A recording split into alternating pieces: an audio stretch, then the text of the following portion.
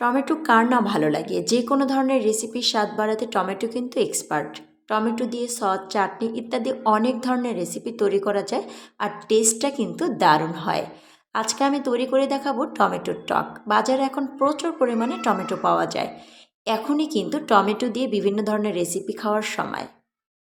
৮-১০টি টমেটোকে এভাবে স্লাইস করে কেটে নিয়েছি। এরপর একটা প্যানে দিয়ে ২ থেকে ৩ টেবিল চামচের মতন রেগুলার রান্নার তেল দিয়ে এই টমেটোটাকে ভেজে নিতে হবে ৩ থেকে ৪ মিনিটের জন্য।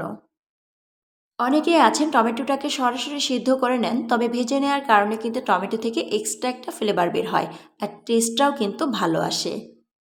এখন পরিমাণ মতো পানি দিয়ে টমেটোটাকে একদম প্রপারলি সিদ্ধ করে নিতে হবে। টমেটোটা যখন অনেকটা সিদ্ধ হয়ে আসবে তখন দেখবেন যে টমেটোর গায়ের এই ব্যাক স্কিনটা কিন্তু উঠে আসছে, তখন কিন্তু এগুলোকে বেছে ফেলে দিতে হবে। একটা হাতার সাহায্যে টমেটোটাকে একদম স্মুথলি গলিয়ে নিতে হবে। ১ টেবিল চামচ করে দিয়েছি চিলি ফ্লেক্স আর লবণ। চাইলে এখানে মরিচের গুঁড়াটা ব্যবহার করতে পারেন, তবে চিলি ফ্লেক্স দেওয়ার কারণে কিন্তু টেস্টটা ভালো আসে।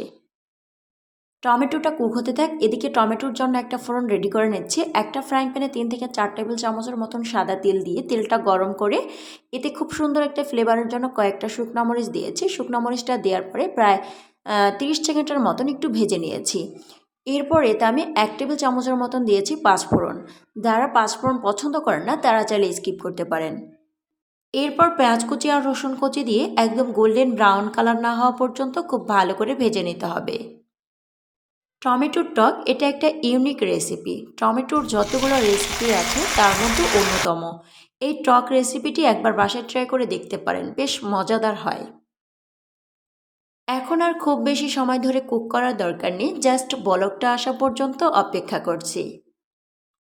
এটা খেতে অনেকটা টক স্বাদ লাগে। যারা আরও একটু টক খেতে পছন্দ করেন তারা চাইলে এখানে তেঁতুলের ক্লথ ব্যবহার করতে পারেন।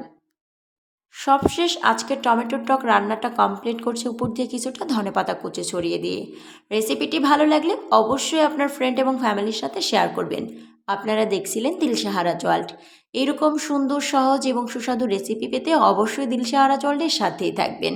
ভিডিওটি ভালো লাগলে একটি লাইক করবেন এবং চ্যানেলটিতে সাবস্ক্রাইব করে পাশে থাকার আমন্ত্রণ করছি।